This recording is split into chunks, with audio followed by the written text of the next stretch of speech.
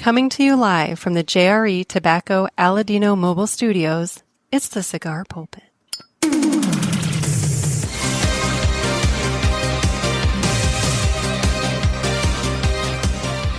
Hello, everybody, and welcome to another sermon from the Cigar Pulpit, the first one of 2026. I'm the Bishop of the Burn, Nick, and today we're looking back. Oh, yes, it's 2025 by the numbers. I have done the research, I have done the data crunching, I've done the math, I've done it all, and I have brought to you my results. I have brought to you 2025 by the numbers, and what this is, for those of you who care, this is my personal cigar smoking journey of last year. Yes, I'm the nerd who tracks every single cigar he smokes throughout the year. And then at the end of the year, I take all that data and I compile it all together and I bring you stats and statistics about what I smoked last year. Isn't it riveting? It's the most riveting thing ever. But what's cool, I joke, but what's actually kind of cool this year, I have 2024 data to compare against 2025 data. So now I have the very early budding of a trend. I have data. I have cumulative data now. I have 2 years worth of data. And I'm about to smoke the first cigar of 2026. I'm going to do that with you guys. And yeah, it's exciting. It's an exciting moment for me. And I'll admit, some of this information, some of this data actually was pretty interesting for me to dive into. And I want to say that I said this last year, and I'm going to preface this whole show by saying this again this year. If you guys don't track your cigars, if you don't track what you're smoking throughout the year and pull this data together, you're missing out on a very interesting exercise. It's not super hard. I have a note. My iPhone has the Notes app, just the little notes. All I do is just type in, like for today, I would type in Jan 1, and then I would type in the name of the cigar. That's it. That's all I do. And I track every cigar that I smoke throughout the day. And then Jan 2, do the same. And I just do that. And look, the first month or so is the hardest because you're building a new habit. But once you get into that habit, at some point, it's like second nature, and you're just doing it, and you're doing it, and you're doing it, and you're not even thinking about it. You start coming up with cheats and tricks and things like that. For example, when I'm in the car and I'm smoking and I'm driving, if let's say I can't type something out right then and there, I, take the band off of this. When I take the band off of the cigar, I put it in the cup holder. And when I get home, I take all the bands out of the cup holder and then I log those in the log when I go inside. You start thinking of things that you do in order to get the information. And so I'm just encouraging all of you right now from the start, before I even get into this, I'm encouraging all of you. I think it would be a really cool exercise for you to do. It's the beginning of the year. You have the ability at this moment. Because, this comes out on Friday, January 2nd. So you smoked a few cigars yesterday, maybe. If you did, you should be able to remember what you smoked yesterday. And if you don't, you might want to see a doctor. But the point is, it's early enough in the year, you can do this. You can track your cigars and you can keep a log and you can go. And it makes it, I'm telling you guys, it makes it fun, and you learn so much about yourself in the process of doing it. It is a very eye-opening and interesting exercise, not just about cigars, but about yourself in general. It's really kind of cool. So anyway, without further ado, I am going to get my cigar going because I want to get into the data. So for today, first cigar of 2026, whatever, drum roll. I don't have a drum roll. I used to have a drum roll. I don't know if I do or not. Do I have a drum roll? Do I? I don't have a drum roll. I just have this. That's not a drum roll. That's a rim shot. Anyway, I have got the Perdomo Habano Sun-Grown Churchill. It's a 7x54, also called the Perdomo Habano Bourbon Barrel Aged Sun-Grown. This cigar is crafted from Cuban seed Nicaraguan tobacco. aged for over 6 years. And these cigars feature a Nicaraguan wrapper cultivated under direct sunlight and further aged in bourbon barrels. This unique aging process imparts a delightful balance of sweetness and spice, complemented by nuanced flavors of smoked almond, oak, cedar, and cayenne, culminating in a tangy finish. It's one of my go-tos, and it's one that I figured, you know what? Let's kick off the year with this cigar. And you know what? We'll get into why in a little bit. So it is time to cut the cigar. And the official cutting is brought to you by 2guyscigars.com. That's the number 2guyscigars.com. Two Guys have been around for over 40 years, and they are the trusted name in the cigar industry. Everybody knows Two Guys, but if you don't, please give them a try. You won't be sorry. Family owned and operated, 2guyscigars.com does the very best to provide a great selection, fair prices, and excellent customer service. You can get the Habano Sungrown, Perdomo Habano Sungrown there. So please go to 2guyscigars.com for your next cigar purchase. Tell them that the Cigar Pulpit sent you, and remember, that's the number 2guyscigars.com. And with that, it's time to go ahead and cut the cigar.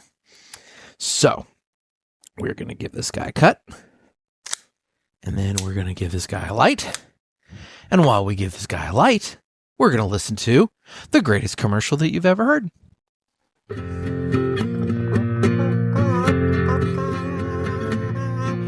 Some say cigars are all the same. It's just not true. It's you I have to blame. Well, I don't know, 'cause what I know, there is a cigar called Aladino Corojo. Aladino Corojo. Aladino Corojo. They say authentic, so we're not confused, while the others say it's a word that's just abused. I guess that's so. They can't compete. At least I'm sure Aladino can't be beat. Corojo. Aladino Corojo. Aladino Corojo. Aladino Cigars uses authentic Corojo tobacco from JRE Tobacco.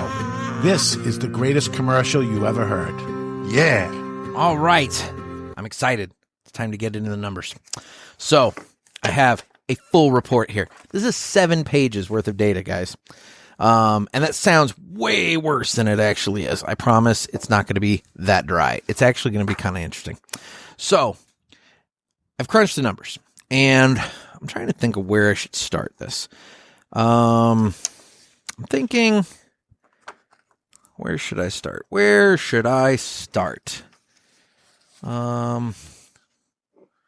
it have the totals?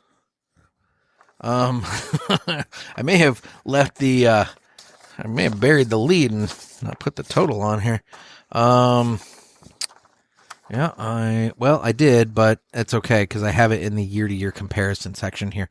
So I'll just go ahead and start by saying that in 2025, I did not hit my goal.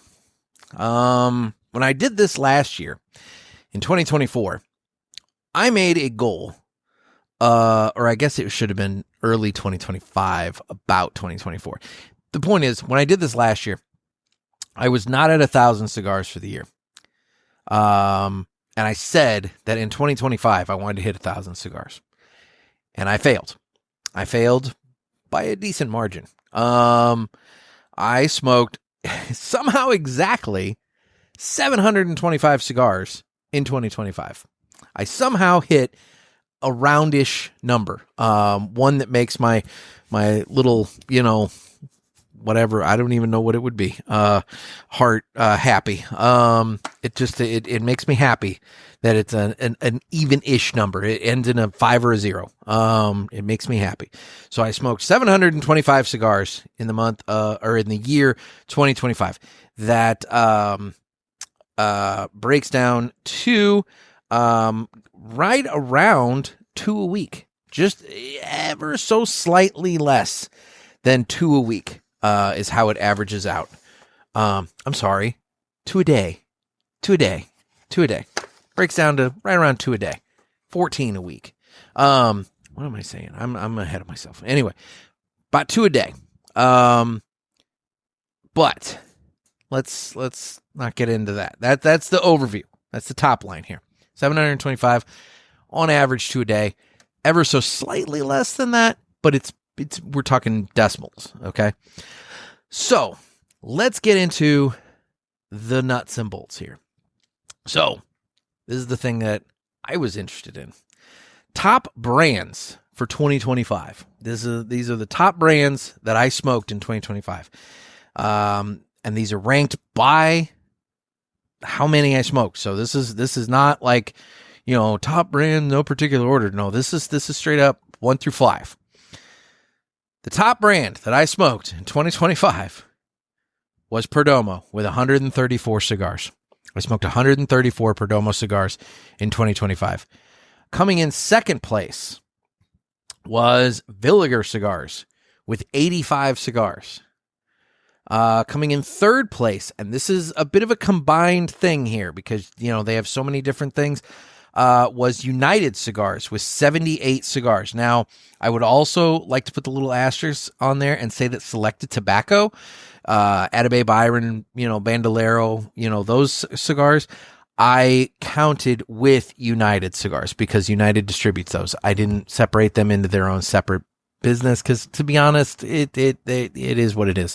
So of those 78, some of them are Selected Tobacco cigars. So Perdomo, Villiger, United coming in fourth, and I knew they were going to rocket up the list somewhere because of one specific cigar, and I'll get to that in a minute, was Aganorsa Leaf. And then coming in fifth with Aganorsa Leaf with 77 cigars. They only missed the third spot by 1. Coming in fifth with 60 cigars was J.C. Newman. Now, when you look at this, Perdomo is the clear runaway favorite with a sizable gap between number 1 and number 2 and the rest. Number 2, you have a 7 cigar difference between number 2 and number 3. You have a 1 cigar difference between number 3 and number 4. And then you have a 17 cigar difference between number 4 and number 5. So, realistically, it's pretty tight 2 through 5. Number 1 just kind of takes it and runs. And then the reason that I'm smoking this cigar is the top cigar that I smoked in the entire year was the Perdomo Habano Sungrown. I smoked this cigar in the Churchill or the Epicure size, because they don't call it Toro at Perdomo. They call it Epicure. But that will kind of, I'll get into that in a little bit here when we get to vitolas. The Churchill and the Epicure size, I smoked the Perdomo Habano Sungrown 81 times in the course of 2025. This cigar was not just a favorite. I mean, if you want to break it down, this is, when you look at the numbers here, I mean, this is obviously like my absolute go-to. It is my comfort cigar. It is the one that I know inside and out, and it is the one that I go to repeatedly. So yes, the Perdomo Habano Sungrown is, if somebody had to ask me what my favorite cigar is, the data doesn't lie. My favorite cigar is the Perdomo Habano Sungrown. Now we have the remaining top 10. I broke it down by top 10.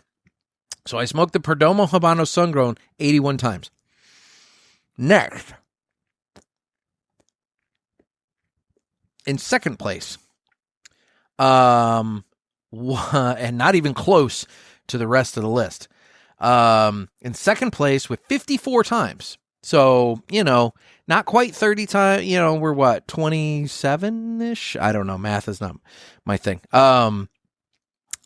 Give or take about 30, just under 30 times less than the Perdomo Habano Sungrown was the JFR Lunatic Hombre Libre. I I found that cigar. I don't know. I guess it would have been June. And I was at the Hill.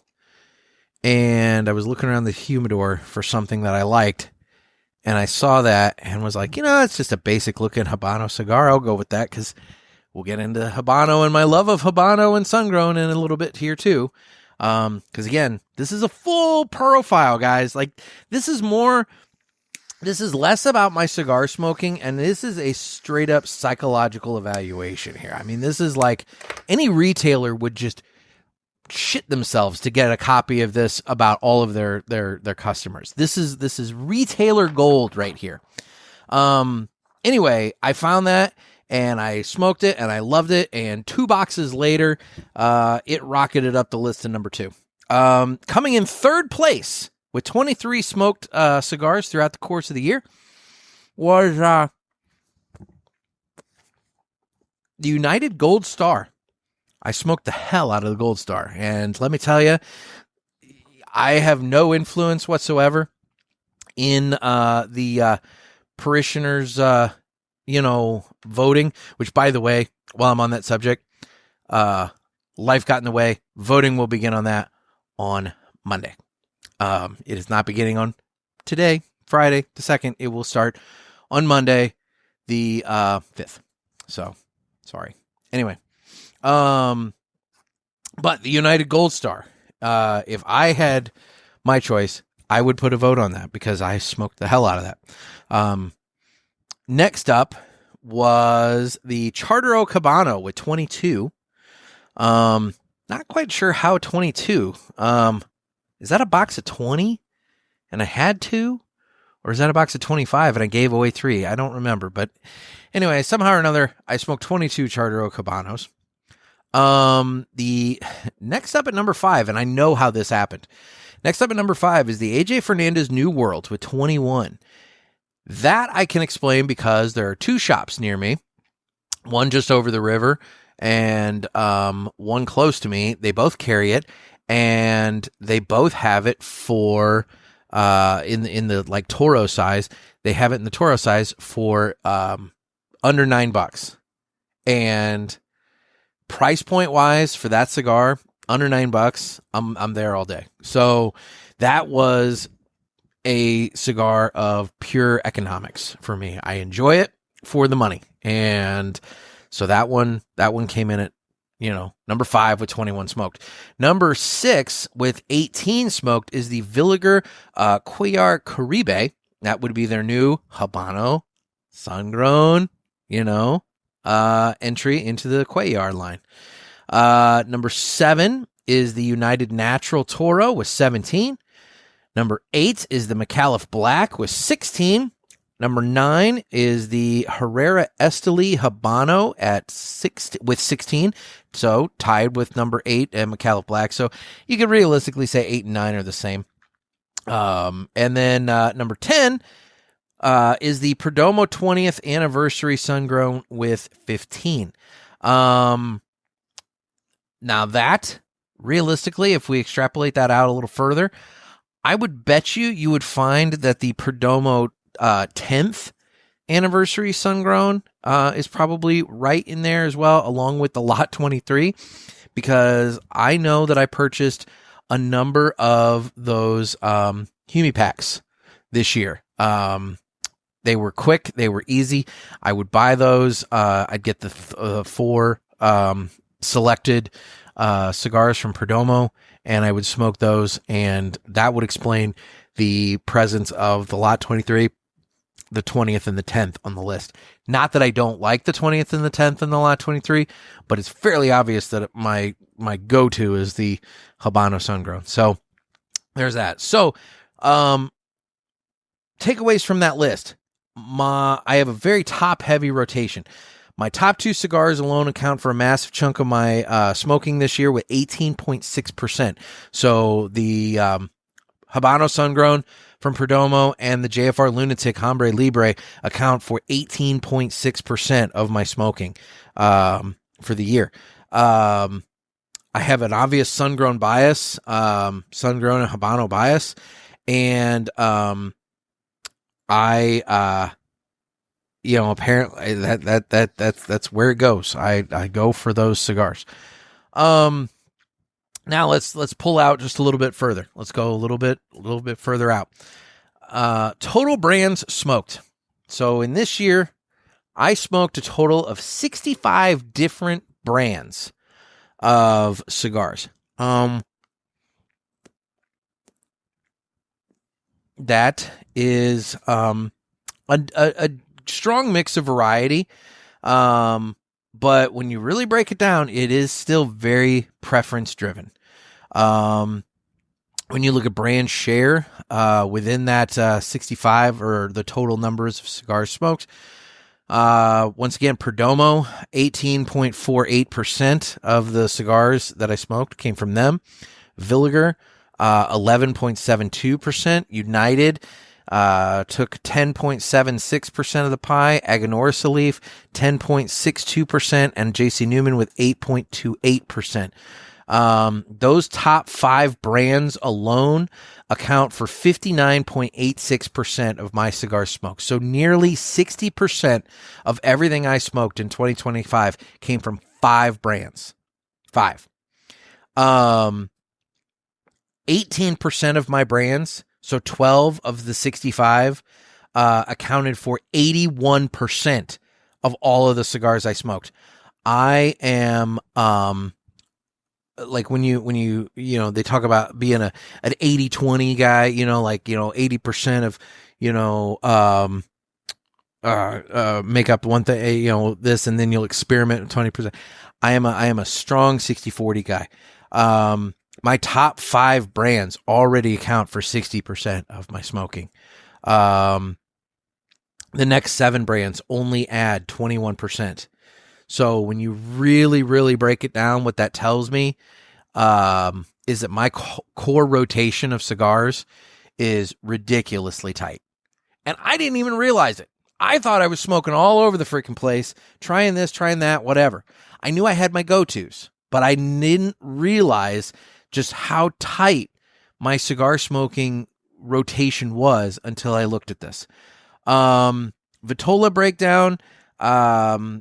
This is one where when I put it in the spreadsheet in order to make this data, going back to the Epicure comment from earlier, if a cigar company uses different names for their cigars, or for their vitolas, I will assign them standardized vitola names. So, sorry, Perdomo, but your Epicures became Toros on my spreadsheet. For Villiger in the Miami, they have one that, to be honest, I can't even remember what the proper name of the vitola is. I call it a Toro. Rothschilds, I do keep those, actually, oddly enough. But yeah, by and large, for the most part, I assign the non-standardized vitola names standardized vitola names when I'm putting this. And so in order to do that, that breaks this down. Top vitolas for me, Toro by a wide margin was number 1. Churchill came in second. Robusto came in third. And Robusto came in third by a very big margin between Robusto and Churchill. So realistically, what it boils down to is I overwhelmingly prefer longer, slower cigars. It lines up with my lounge time, my porch time, recording sessions. It is what it is. I am not a short time cigar smoker. I'm not the guy that's saying, oh, I have 45 minutes. Let's burn a cigar during that. I'm a guy who says, do I have enough time to smoke a cigar? Not let's fill the time with a cigar. I'm making the time for the cigar. I'm not making the cigar fit the time. And again, this is all information that you can pull together just by tracking the date and what you smoke and the size. That's all you do. I didn't track the amount of time I had to smoke anything or whatever. All I did was track the date, the Cigar and the Vitola. That's it. That's all I did. Although I did also track if I bought it or if it was a sample. That's more for my own personal usage, but it might come into play in this. I can't remember if it's in this report or not. It is in my own more expanded personal report inside. But now we've talked about what I smoke, and we've talked about what size I smoke, and we've talked about what companies I smoke. But let's talk about my habits, my smoking habits. So, when looking back over the last year, my heaviest cigar smoking day was October 4th, 2025. That day, on paper, I smoked 10 cigars. Now, that day was the Battle of the Budgets recording day. That was the day that Luke and Dave and I sat down and banged out 3 episodes. And we did all 3 of the Battle of the Budget episodes in one day. Did I smoke all 10 of those cigars in their entirety? No. Did I list them on my list? Yes, because I smoked portions of. If I smoked a portion of a cigar, I put it on the list. I did make notations saying it was a portion. If, let's say, I had a cigar go shitty on me halfway through, it still made the list, but a notation was added saying, threw away the cigar after halfway because of XYZ. Or there was one unfortunate one that I remember seeing going over the list. It was a United Natural. It was a Toro. And I guess about halfway through it, somehow or another, I dropped it and it hit the ground. And when it hit the ground, the wrapper just went split. And that was the end of that for me. So, yeah. So I do make notations for that. So on paper, my heaviest cigar smoking day was October 4th, 2025 with 10. In reality, my heaviest cigar smoking day was what is considered on this the number 2 cigar smoking day, and that was April 11th, 2025 with 6 cigars. So I had to go back over my calendar to see what happened on April 11th. And what happened on April 11th was the first day of PCA. That would be the day that there's more educational stuff, more lecture seminars, things of that nature. And so you're just sitting there. And when you're just sitting there, you're able to smoke more. And so I apparently put down 6 cigars on April 11th at PCA. My next strongest smoking day, also with 6 cigars, was October 14th, 2025. So 10 days after the Battle of the Budget smoking session. And that was when I was down in Miami. And so that day, visiting Renee and the fine folks at Villiger and heading on over to the Sabor Havana Lounge and hanging out and everything, I put down 6 cigars on October 14th, 2025. And that would be my strongest day.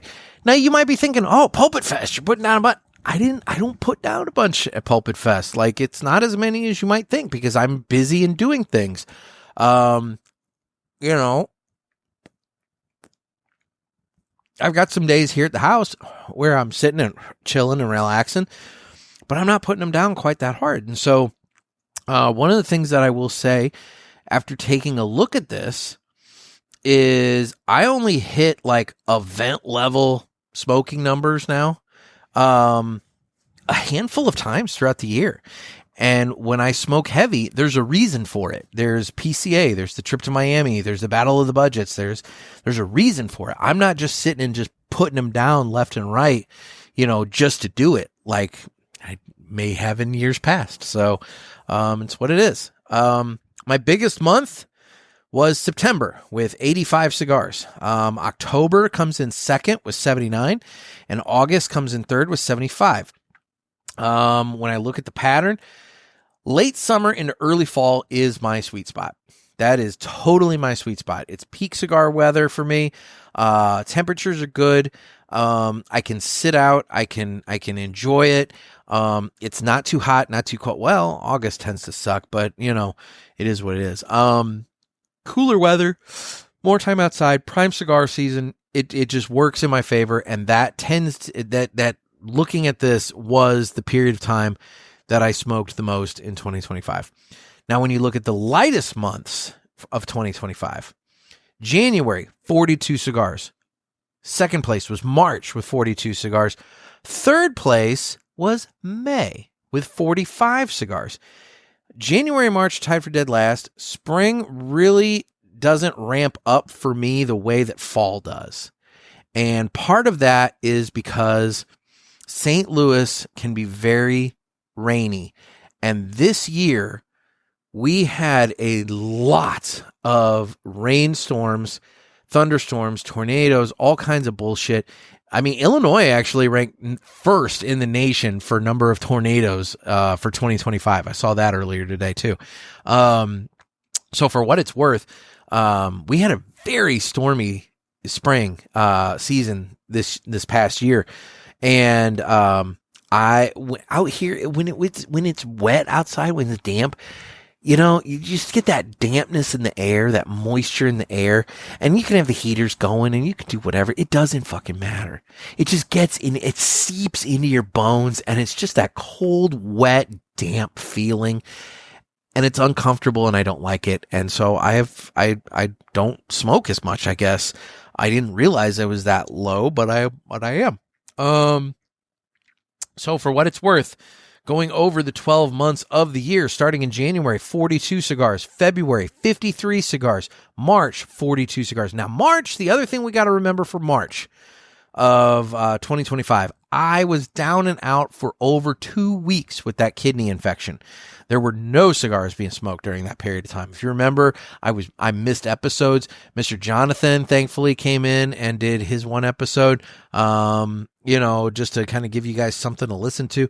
I mean, realistically, like March was a rough month for me smoking wise. So, looking at the numbers here, I actually was on an incline or an increase. Because in April I went to 64. So February 53, March 42, April 64. So potentially I was on the up, but the kidney thing derailed me. So April 64, May 45. I don't understand what happened in May. Something took place in May, and I just didn't smoke all that much in May. June 62, which puts it on par with April. So June 62, July 70, August 75, September 85, October 79, November 66, December 42. Actually December ties with March and January at 42. I didn't realize that until just now. So actually I have a 3-way tie for the worst month of the year. So yeah, when it gets cold and wet, I just tend to not as much. So we have the ramp up phase from February to April, steady climb from May to July. Peak season for me runs from August to October. Cool down starts beginning in November, and then December through March-ish, December, January, February, it's what it is. So I have a true and honest bell curve going on, and it peaks hard in the fall and resets sharply at the year's end. So that's my smoking takeaway. So now we're going to get into big picture takeaways about myself that you can glean from this data, and then we're going to get into comparison between this year and last year, or I should say 2025 and 2024. So looking at this, sorry, I'm trying to keep my cigar going. Looking at this, as much as I'd like to say that I smoke around and try a whole bunch of different stuff and, whatever else, it is fairly obvious I am a very brand loyal individual. I am not a random smoker.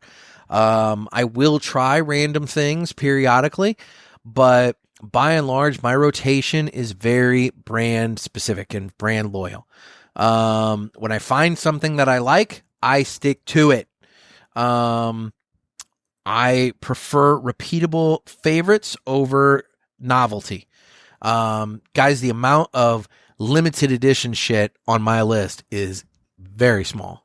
It's just what it is. Fall is my prime cigar season. I go nuts in the fall with my smoking. And when I look at this, when you look at the days, the amount of cigars smoked per day, things of that nature, my cigar smoking tends to be, it's like I was saying, it's very intentional. It's not impulsive. I don't smoke. I don't fit cigars into time. I make time for cigars. And so if that means that some days I only get one in because I'm doing something else and I don't want to, and I can't drop that in order to make time for a cigar, I only get one in. It's just the way it works. So let's go over some of these points here. With 65 brands smoked, my behavior definitely shows repetition over rarity, availability over hype, and trust over novelty. And what I mean by that is I am not the kind of guy that's going to say, oh, I smoked everything because I got at least one of everything and I tried everything. It's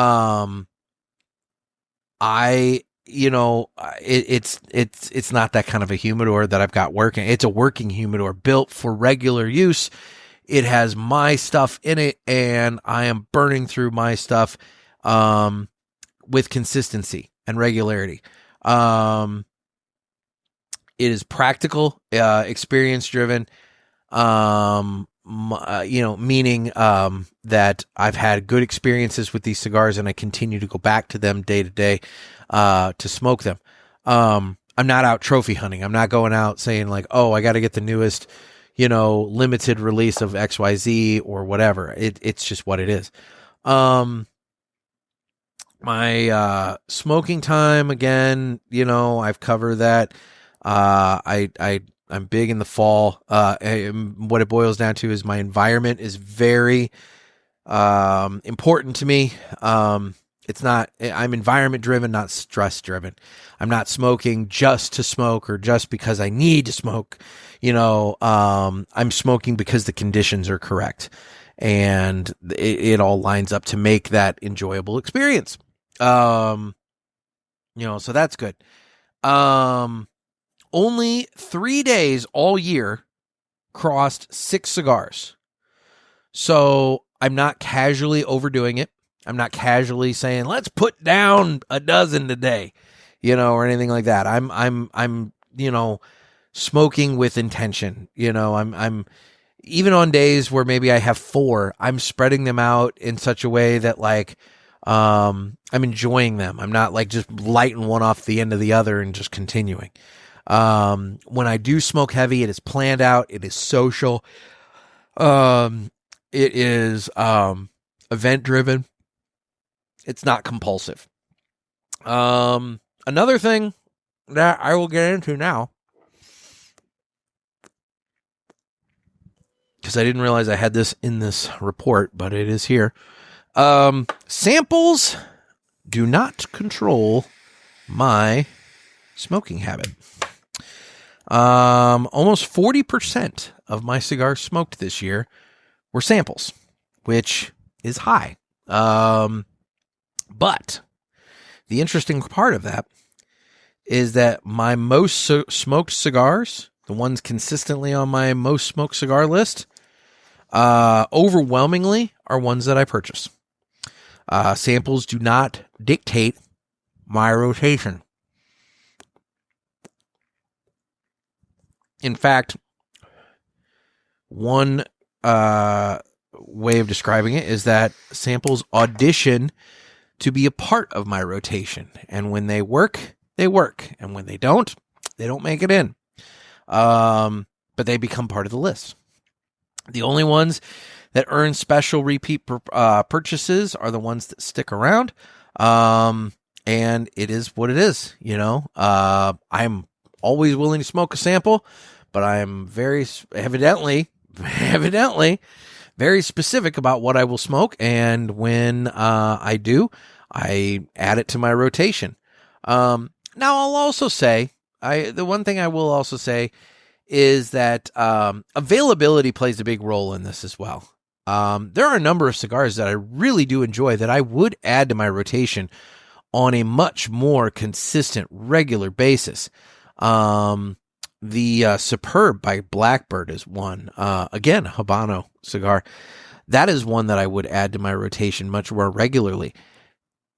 It's just not really available around here all that much. My area, they don't have big penetration in my market. And so because of that, I'd have to go online, and I'm not a big online cigar purchaser. I do some, like I obviously, both of the boxes of JFR Lunatic Hombre Libres I bought came from Two Guys. I bought a number of boxes of cigars from Two Guys this year. So it's not that I'm against online purchasing, but I'm very specific about where I do my online purchasing. I did a lot of online purchasing when I first got into cigars. That in the very beginning there, I did a lot of online. I did some of the auction sites and shit like that. And you know what I got? I got a lot of really just garbage cigars. I got ones that were mistreated. I got ones that were not humidified properly. I got a lot of garbage cigars by doing that. And so I'm very particular about where I do that shopping from. And so because of that, I don't do a lot of online shopping. And so in this case, a brand like Blackbird that I really do love, the Superb, it just doesn't, it didn't make the rotation as heavily as my love of that, or my enjoyment of that cigar would dictate, because of its availability in my market. My Vitola choice reveals a lot about how much I value my time. I overwhelmingly prefer Toros, Churchills, and long-form smokes, and that implies and suggests that I do not light up unless I have the time. I associate cigars with slowing down, not filling gaps of time. They are not transitional for me. They're anchor moments. So I'm not quick, let's fire up a cigar real, in the meantime kind of guy. I am a let's take the time to enjoy the cigar kind of guy. I don't smoke too many one-off cigars. There's no dominant brands. Perdomo's a fairly dominant brand in my list. But aside from that, it's like I said, recapping, 60% of my total cigars came from 5 brands. 80% came from 12 brands. Basically, I know my lane and I stay in it. I know what I like and I go for it.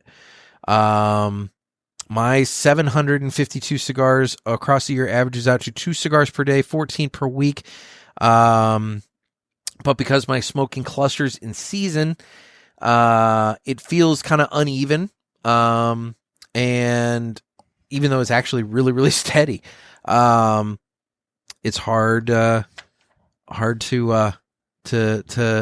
it's hard for me to look at this data and to come to grips with it, but it's obvious. It's true. It's there. Like I said, I thought it was a much more adventurous. I will admit this year, perhaps I was a little less adventurous than last year. With my cigar smoking, I did kind of settle into some not ruts, but grooves this year, versus the last year. But, I guess maybe I do notice that, and I did know going into it, this next bit of data. Let's compare. We're starting to talk about that. So let's compare 2024 to 2025. So in 2024, I smoked 826 cigars. In 2025, I smoked 725. So I'm down 101 cigars, or a 12% decrease. I smoked less, but not dramatically less. I obviously can attribute some of that to that kidney infection in March. I can attribute some of that to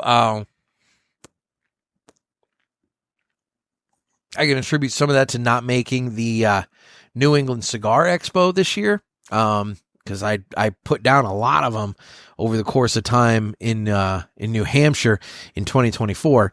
By not making that in 2025, obviously that impacted my smoking numbers. But yeah, I'd smoked less in 25 than I did in 24. Top brands going between the 2 years. In 2024, it went Perdomo, J.C. Newman, United, Villiger, Aladino. In 2025, again, Perdomo, Villiger, United, Aganorsa Leaf, and J.C. Newman. So what changed? Perdomo remained the anchor in both years, taking the top spot by a fairly good margin in both cases. J.C. Newman dropped from number 2 to number 5. Aganorsa Leaf came up real strong in 2025 out of nowhere to take the number 4 spot. And Villiger increased substantially, going from number 4 to number 2.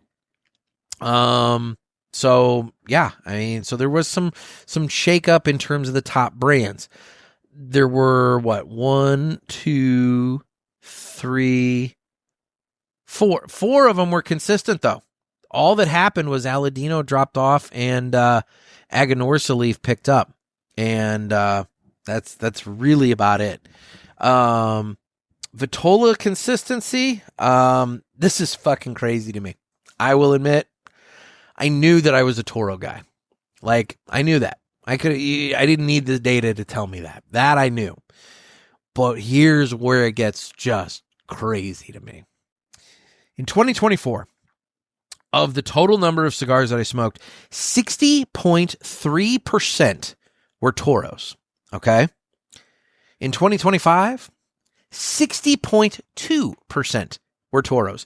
We're talking about a 0.1% difference between the cigars I smoked in 2024 and 2025 being Toro. I mean, I am so consistent with my Toro smoking. It's ridiculous.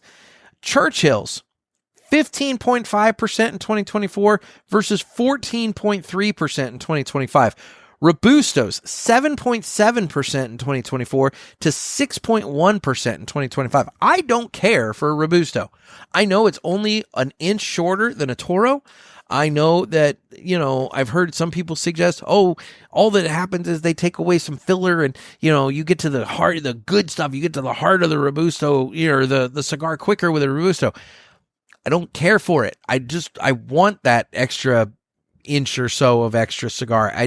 There's something fun. It's a mental thing. I don't know what it is. I'm not a Robusto smoker. I don't care for Robustos.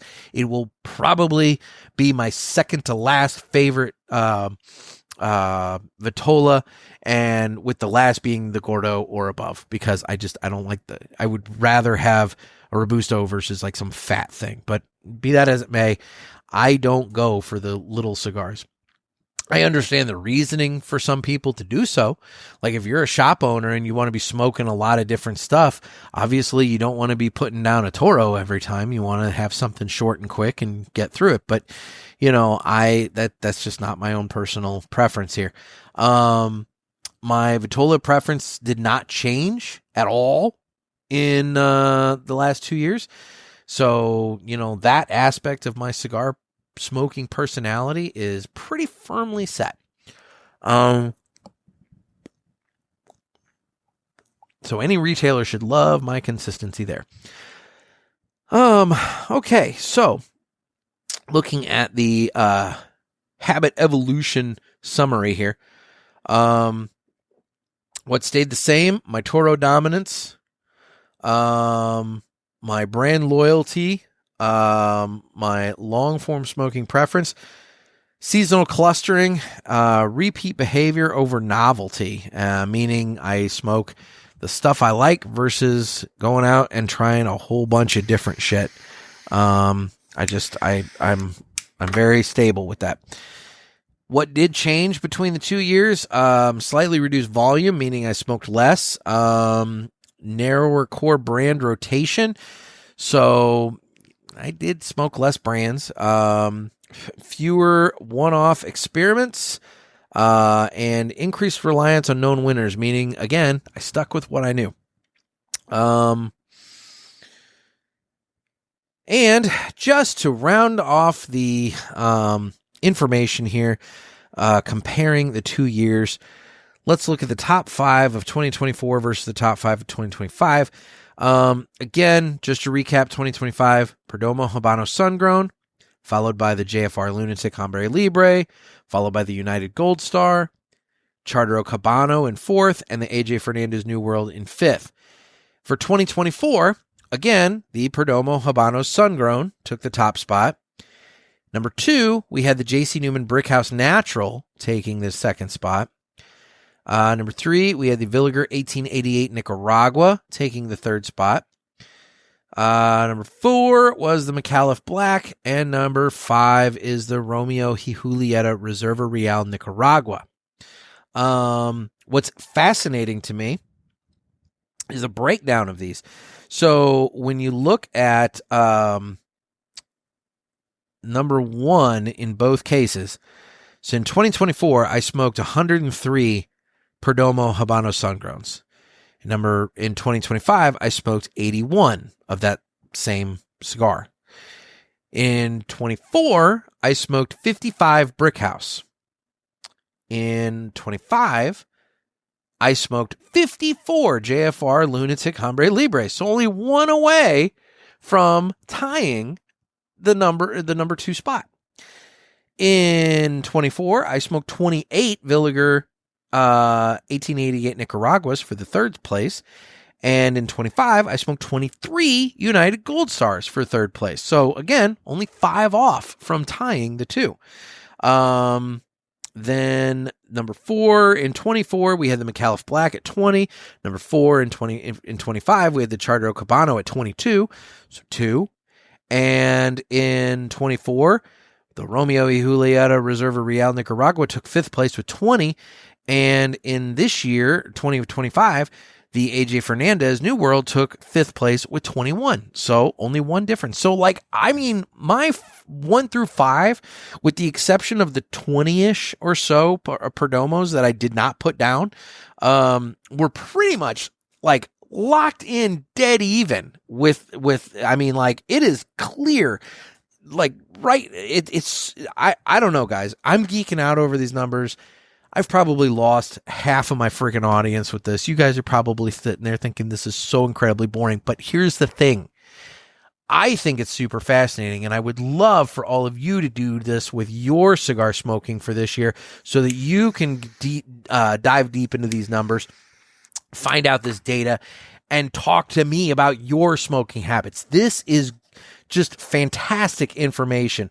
And if we all took time to do this, just as one exercise, just tracking what you're smoking throughout the year.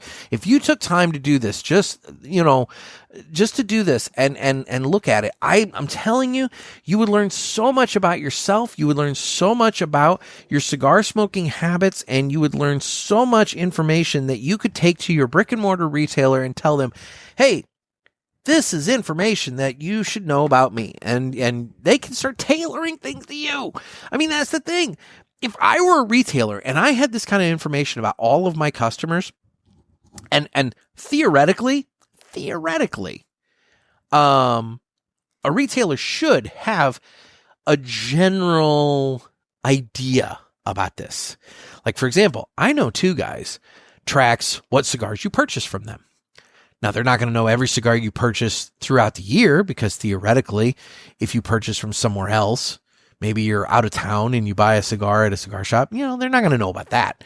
But they're going to know if they are your place, and I'm just using them as an example because I know they do it. They're going to know what cigars you purchase. They're going to know your purchase history and thus your smoking history. And unless you're sitting on a mountain of cigars and not actually smoking what you buy, they'll have a general idea. They'll be able to do the quick and sloppy math and say, hey, Joe comes in here 2 times a month, and he comes in 2 times a month and buys a box of cigars each time he comes in. So he's buying 20 cigars at a shot, 40 cigars total for the month. That means he's on average for 1 a day, maybe a little bit more than 1 a day. We can kind of put him at that point. And they can start doing this kind of stuff. And guys, if you're a retailer and you're not doing that, for example, let's say you're doing a Robusto sale. All right. Let's say you're doing a promotion on Robustos. I am not your target customer for a Robusto sale. Now, I am your target customer if you're telling me that you've got a promo on Perdomo Habano Sungrowns, for example, Churchill or Toro size. I am your target customer if you tell me, that like you're doing a sampling of some new Habano or sun-grown cigar. I will come and try it. Will I like it? Will I add it to my rotation? Maybe not, but that's my flavor profile. Things of that nature. This is all information that, it's so simple for the consumer to pull it together. And it's super interesting for both the consumer and, if he has a good relationship with his retailer and wants to, have a really intimate, good relationship with that retailer to where that retailer knows exactly what products he's going to like, share it. I'm telling you, this is gold information. And I'm geeking about being able to compare last year to 2025. I think that, and I'm looking so forward to getting done with 2026, so where I can compare 3 years worth of data and eventually 4 and all that. I'm looking like, now that I've been doing this, it's like, oh my gosh, I wish I would have been doing this from the very beginning, to where I mean, my God, I could have years and years and years of data pulled together at this point if I just would have been doing this all along. And for those of you who have been, kudos to you, because like this is super fascinating to me. But anyway, for what it's worth, I gave myself a little insight into my cigar smoking. I shared it with you. I hope it was interesting. If you did track this, because again, I told you all, I strongly suggested to you all to do this last year. And I don't know if anybody took me up on that suggestion, but if you did, if you're listening to this and you did actually take the time to track your cigars and to get to know yourself, get to know the inner smoker. If you did do that and you've taken that time, have you pulled the data together and have you looked at it? Because if you did, I want to know about it. I want to know what cool things you pulled out of your data to show you what kind of cigar smoker you are. And if you did do that, call me on the hotline, area code 863-874-0000, 863-874-0000. Email me, nick@cigarpulpit.com, nick@cigarpulpit.com. Share this information. I'm dying to hear what everybody got out of their cigar smoking data if they actually took the time to track it and do it. Because I'm telling you, if you didn't, you missed out. But the beauty of this is you only missed out on 1 year, and now it's the beginning of the next year and you can start fresh and you can do it. So jump on board with me, track your cigars, and this time next year, we can be talking about what we smoked in 2026. All righty, let's move on. It's time for the Villiger Cigars Entertainment Report, brought to you by Villiger. Villiger Cigars, one of the leading cigar and cigarello manufacturers in the world, founded in 1888 and still family-owned and operated. Head over to VilligerCigars.com and check the store locator to find a shop near you that carries them. We guarantee that Villiger Cigars will be a wonderful addition to your humidor and cigar rotation. Oh my gosh, guys. I have been watching so much shit. Where do I even begin? I don't even really know. So I did watch the finale of Stranger Things. Now I'm not going to spoil it because, this is only going to come out 2 days after it hit. So I'm not going to spoil it. However, there's lots of spoilers out there. So if you are one that is avoiding the spoilers, do your best. But there are a lot of spoilers out there. All I will say is, for a show that has gone on for 9 years, over 5 seasons, 40-something episodes,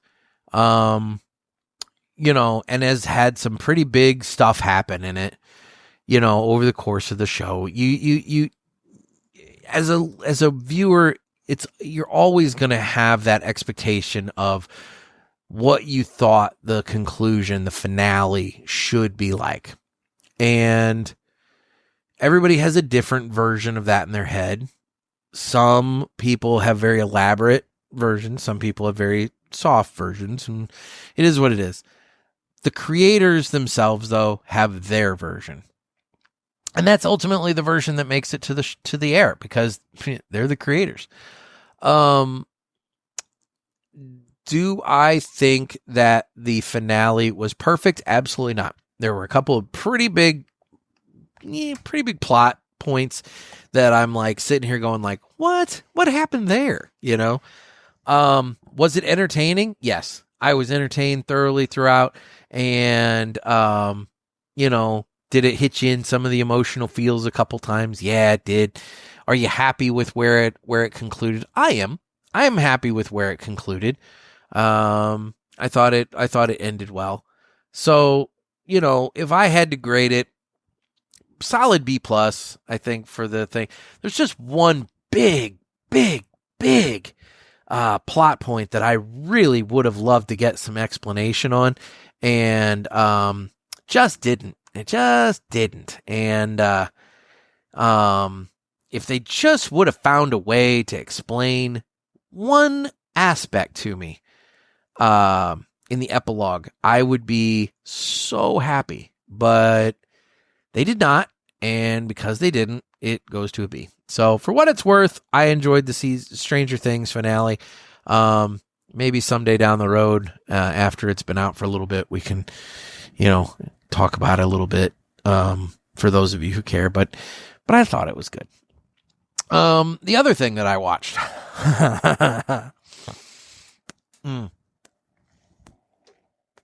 was while waiting for, oh no, I think my heater just shit the bed. Oh God, what was that? That thing still feels full. Sorry guys, my propane I may have run out of propane on that heater, which if that's the case, that's okay. Is it gonna go? I might have to be going to Lowe's to be swapping out propane tanks tomorrow. Yep. Shit. All right. Well, better hope this one holds out then. Anyway, because I got them both around the same time. So if one went out, the other one's probably getting close. Okay. So the other thing that I was watching quite a bit of, leading up to the Stranger Things finale being available, was Bridgerton season 3. And I know how much you love my Bridgerton updates. But here I am burning through season 3. Now season 4 should be coming shortly. It should be coming, I think, sometime this month. So I had to get ready. But season 3 follows Penelope, Featherton. I don't know. Anyway, I can't remember her last name. I should, because it's Lady Featherton. I think it's Featherton. But anyway, yeah, it follows Penelope. And Penelope has been with us since season 1, and she's the somewhat chubby redhead girl, and she's very sweet, but always in the background. Always the wallflower. And she's been in love with the one Bridgerton boy, Colin Bridgerton, and always trying desperately to get his attention. And well, this season kind of follows them and their story. And so, I won't ruin it for those of you who are gonna be so enraptured by my review to go and watch it. But let me tell you, not only do you have that story, but you also have Benedict Bridgerton, the second son, and he is in a tawdry situation with another lady who is widowed, and there's some tawdry things going on there. But then also you have Lady Bridgerton, the lady of the house, the mother of all of the Bridgerton children, also a widow. She is quite enraptured and is flirting with the brother of Lady Danbury, who is this one very fancy lady who always throws the most wonderful balls and is very tied in with the Queen. And there's some drama between Lady Danbury and her brother, and we don't know what that is. Her brother is recently back to London, and we don't know what the drama between Lady Danbury and her brother is. And so we need to figure out what that is, because he's getting awfully familiar with Lady Bridgerton, and Lady Bridgerton is enjoying his company. And but I don't think Lady Danbury is too thrilled about that. So there's all these different love affairs taking place. Normally this show follows only one like romance. So in the first season we had Daphne and the Duke. The second season we have Antony and the overbearing sister of the diamond. I can't remember any of their names. Doesn't matter. The Indian lady. And then in the third season, now we have both Penelope and Colin. We have Benedict and the widow lady. We have Lady Bridgerton and the Danbury's brother. I mean, it's just crazy. There's just love everywhere. It's just crazy. But on the flip side of all this, again, as I pointed out, in season 2, while there was the love story, the other aspect of Bridgerton that I actually was more interested in was, the story of Lady Whistledown and her running her little gossip magazine, and you have a woman running a business, and you get to learn, the organization that she's put together in order to have this pamphlet that goes out and everything else. How she gets her information, things of that nature. And so I found that to be very fascinating. And then that's continuing into this season. But in this season now, Lady Whistledown. I'm getting all my ladies mixed up. Lady Whistledown. We're watching her struggle with the reality of what she's been doing with putting out all of this gossip, and how it has hurt people at times and hurt people that she cares about. And so, she's questioning whether or not, it's right for her to be doing it and that sort of thing. So it's all sorts of tawdry in the London town. So, yes. So there is that. Yes. Now, what else have I watched? Have I watched anything else of note? Wrestling. I think that's about it. And that's really about it. So, anyway, let's move on. It's going to be some slight changes. We're gonna move on to our new it's our returning Friday segment, I should say. It's our returning Friday segment. Hey, it's your girl Pinky. Ready for a fun fact? Your favorite restaurant looks clean, but germs live on every surface. In fact, the menu has more germs and bacteria than the toilet in the men's restroom. This has been Pinky, and I'll be back next time with more fun facts. That's truly unfortunate. But it kind of makes sense. Every once in a while, you see a restaurant where the host or hostess is up there at the stand kind of wiping down the menus, but you don't see it that often. And more often than not, you get a menu handed to you that's kind of a little wrinkly and seen better days, and it kind of makes you wonder about the cleanliness of those menus. So yeah, all right, well, the menu is filthy. Keep that in mind. Maybe look at the menu on your phone. That's the one thing. I know some people struggle with the whole QR codes on the menus during COVID. And at times it's annoying. It's annoying when they give you the QR code to look at the menu online, but then their website sucks. And I feel as though if a restaurant's going to give you a QR code to look at a menu online, they should be forced to have a mobile friendly menu available on their website so that, you can actually see the menu properly. But I actually don't mind that. I would prefer actually getting it on my phone and scrolling and looking at it than actually being handed a menu. Because I know where my phone's been. And granted, my phone could be filthy too. I mean, I think we all probably would be shocked to learn just how filthy our phones are versus, what we think they are. But I at least it's mine and not a menu full of all of your germs and shit. So anyway, there's that. Well, guys, I am available on Instagram at the Cigar Pulpit. I am available on Facebook, where we have the Pulpit Parishioners group. You can get in the fun by going over there and requesting access and getting in on that. I'm on Twitter/X, and you can watch us on Rumble and YouTube. Sign up for the newsletter at cigarpulpit.com. When you go to cigarpulpit.com, a little pop-up window comes up there. Just simply put in your email address and you'll get signed up for the newsletter. Those will be starting up about mid-month this month. And they'll only be, one time a month, maybe twice if something big happens. Like if there's some breaking news, then I'm, the news hound in me is going to send it out to you. But realistically, like it's going to be a one time a month kind of fun little newsletter. And I do need your calls for Ask the Pulpit. You can give the hotline a call, area code 863-874-0000. That's 863-874-0000. Give me a call, share your thoughts, whatever, questions, comments, whatever, fingerless gloves. And, maybe what are your thoughts on my cigar smoking of 2025? Again, if you did your own homework from this time last year, you should have your own homework done. And you can tell me your cigar smoking habits of 2025. I think that would be very fascinating to hear. Then we'll go from there. So, and then again, just a reminder, Parishioner Cigar of the Year voting. I'm going to open that up on Monday, January 5th.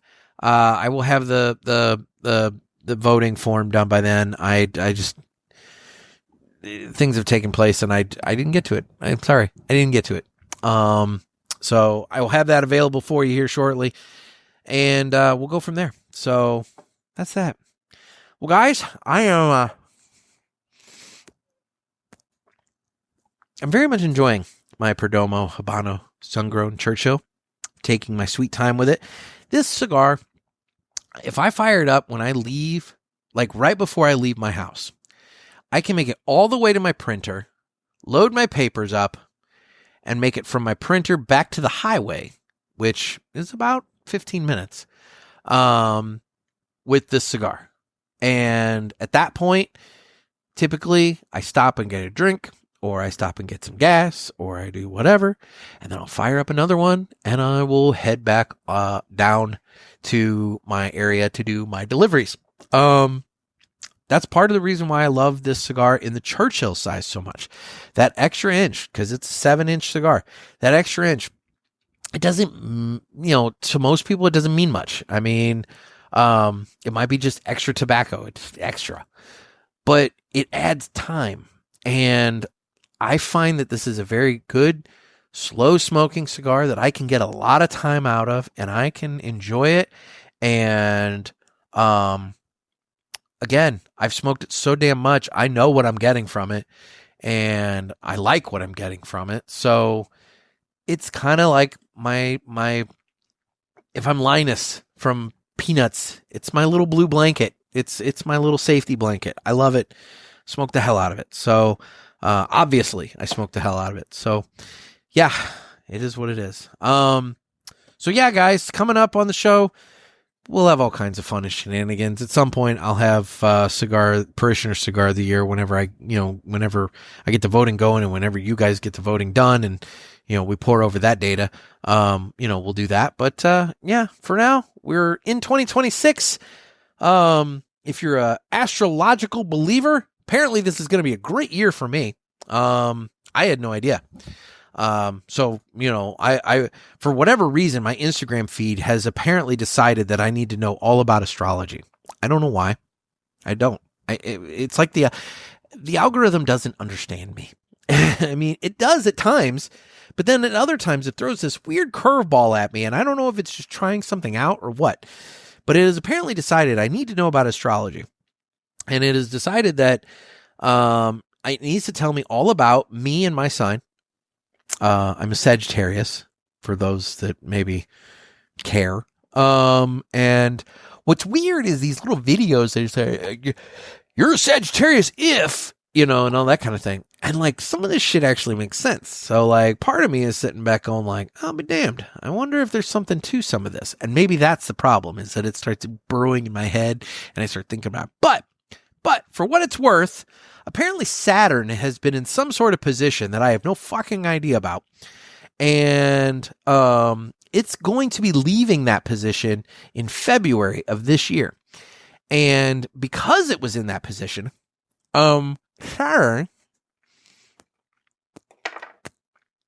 Saturn has been shitting on my parade, essentially, for the last 5 years.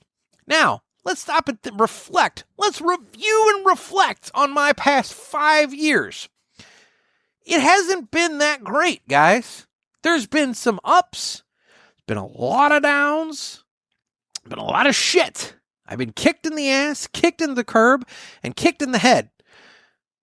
About midway through last year, things started kind of going a little bit on the upswing. Midway 24, things started going on the upswing. That's when I got my house. 25, though, my car decides to shit the bed. I have to get a new car. My roof decides to shit the bed. I have to get a new roof. I mean, I have all these little things that happen in 25, and it's like, oh, more money out the door, more money out the door, more money out the door. And I feel like the last however many freaking years, it's just been, if you even get that one step forward, it's at best one step back to where you're treading. Treading water is a net positive these days. And so I've been feeling that way. And apparently it's because Saturn has been in some fucking position in the universe that I didn't know about. I had no idea. But apparently it's moving out of that position in February. And so what that means is that 2026 is going to be a fantastic blossoming year for Sagittarius. And by God, I'm here for it. Give me some of that bullshit. I could take a win, okay? I could take a win. That's all I want. I'm working. I'm putting in the effort. I want to take a win. So please, please, please, if that's what you know what? I'm not the biggest I'll look at my fortune in the fortune cookies. I add in bed to the end of all of them, but that's neither here nor there. But I look at my fortune in the fortune cookies, and, I subscribe to a service for my newspaper where I can get, games, crossword puzzles and Sudoku and that kind of shit. And as part of that, the horoscopes are in there. And so I will glance at my horoscope periodically, and 9 times out of 10, I'm just like, that's kind of interesting. And I move on with life. But by God, if 2026 can be a good year, then maybe, just maybe, I can have a small bit of space in my heart to say that astrology isn't complete bullshit, and maybe there's something to it, and maybe, just maybe I can have a better year because Saturn decided to move its ass out of the house of whatever the fuck, and some other planet can come in there and give me prosperity. I'm not saying full on Age of Aquarius, guys, but by God, it could be fun. Just something, a little something. Anyway, all right, enough about that. I'm slap happy. You guys, thank you for putting up with me. This has been a fun episode. I've had a good time. I enjoy going over this data. It's super nerdy. But I hope I didn't bore the hell out of all of you. So anyway, there we go. Guys, this has been another sermon from the Cigar Pulpits. I'm Nick. Stay safe. Stay smoked.